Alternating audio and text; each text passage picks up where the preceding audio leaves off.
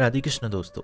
चिंता नहीं करनी, चिंतन करना है। जितनी भी गलतियां होती है वो सब अहंकार के कारण होती है, इसलिए आश्रित हो जाओ। जिस समय आप राधा रानी के शरण में मग्न हो जाओगे तब सारी दैवी संपदा आपके हृदय में आ जाएगी। फिर अवगुण, दुराचार और दुर्वासना के लिए कहीं जगह ही नहीं रह जाएगी। बिल्कुल विश्वास मान लीजिए।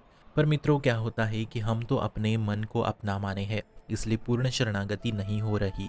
पर अगर आप लाडली को माने तो आपके परेशानी के समय आपका मन लाडली पे जाना चाहिए। हम घूम फिर के वही वही आते हैं, हमारा मन मन मन। इसकी जगह हमारी किशोरी किशोरी किशोरी बोलो। फिर यदि आप नाली में भी पड़े हो तो भी आपको वहां से उठा के निकुंज पहुंचाया जाएगा। इतना सामर्थ्य लाडली की शरणागति में है। बस विश्वास करो, यह अलबेली सरकार है। गर्व करो, ठसक रखो कि महारानी के शरण में हो आप। ये ऐसी महारानी है, समस्त त्रिभुवन के स्वामी श्री कृष्ण अपने आश्रुओं से उनके चरण धोते हैं। इसलिए भगवत मार्ग में हो तो प्रपंच और मन बुद्धि का आश्रय छोड़ दीजिए। अब इस महारानी के सामने मन क्या बिगाड़ देगा। हम जैसे उद्दंड बच्चों के लिए ही लाडली है, वरना ठाकुर जी का शासन तो बहुत हिसाबी है। वो सारे कर्मों का हिसाब किताब रखते हैं, परंतु लाडली कुछ नहीं देखती। केवल उनकी शरणागति से वो निकुंज का द्वार खोलती है। वो बड़ी ठसक से ठाकुर जी को कहती है कि जो मेरी शरणागति लेते हैं उन सबको सबसे पहले भगवत प्राप्ति करा दो। तो जो राधा रानी के शरण में है वो पास हो चुके हैं।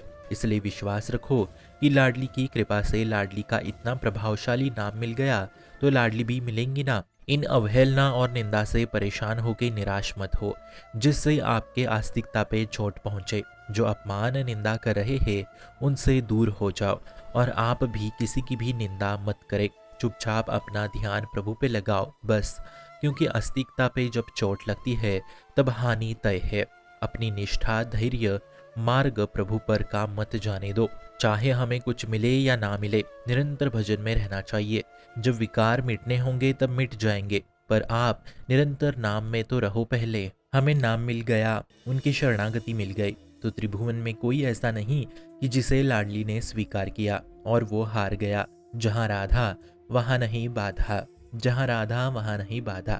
पक्का लाडली के होने के लिए किसी गुण या लक्ष्य का होना जरूरी नहीं है। बस हृदय से मेरी लाडली, मैं जैसा भी हूँ, जैसी भी हूँ, आपकी हूँ। हे स्वामिनी, बस यही लाडली आपसे चाहती है। आप धैर्य रखे, इष्ट पे विश्वास रखे, अपने गुरु पे विश्वास रखे। हमें परेशान नहीं होना है मित्रों। अपनी डोर श्री जी को सौंप दो। उनके लायक बनने के चक्कर में आप परेशान होते हैं। इसलिए हाँ हूँ मैं नालायक, परंतु हूँ श्री जी का, और वो स्वयं हमें अपने लायक बनाएगी, क्योंकि हम में इतनी ताकत सामर्थ्य है नहीं। जगत गुरु श्री कृष्ण को शिक्षा देने वाली तथा जिनके डर से स्वयं डर कांपता है, मृत्यु भी कांपती है, काल भी कांपता है। कालों के भी महाकाल श्री कृष्ण है। और फूल की छड़ी भी लाडली उठाए तो डरे श्री कुंज बिहारी। तो हम सब जितने लाडली के शरणागत है तो जोरों से ताली बजाकर आनंदित हो जाओ। अब हमें कोई चिंता नहीं, इसलिए अब चिंता नहीं, चिंतन करे। अहंकार में मत रहो, आश्रित रहो, फिर प्रतिपल आनंद है। ये सुन के आनंदित हो रहे हो ना, तो कौन सी साधना कर ली बताओ। केवल राधा रानी को अपना मान लिया, इसी से हृदय शीतल हो रहा है। यही हर पल शीतल रहेगा यदि आप लाडली के चरणों का भरोसा करें। सच्ची मानिए, रोम रोम नाच उठेगा आनंद से। राधा राधा राधा राधा रटते रहो और रट के अपना अनुभव बताना। आनंद नहीं हुआ तो बताना। खुशियों की चाबी मिल गई है आपको, राधा नाम मिल गया है आपको। अब उस चाबी को अपने परेशान हृदय के ताले में लगाओ और आनंद के भवसागर में डूब जाओ। केवल लाडली के बल से क्या होगा क्या नहीं होगा ये हम क्यों सोचे। मेरी लाडली है ना, तो कुछ गलत हो सकता है क्या भला। और यदि आप युगल सरकार स्वरूप में लाडली की सेवा में हो तो बड़े भाग्यशाली हो। उनकी कृपा सदैव आपका पोषण करेगी। कहने को हम सेवक है प्रभु के, लेकिन जीवन स्वामित्व जैसा है। यदि शरण हो तो देखिए, कृपा देखिए कि हे स्वामिनी, आप यदि मुझे देख मुस्कुराओ तो मेरे लिए नरक भी परम पद से श्रेष्ठ है। ऐसे ही भाव करे। इसलिए निरंतर लाडली के गोरे चरणारविंद में शरण रहे।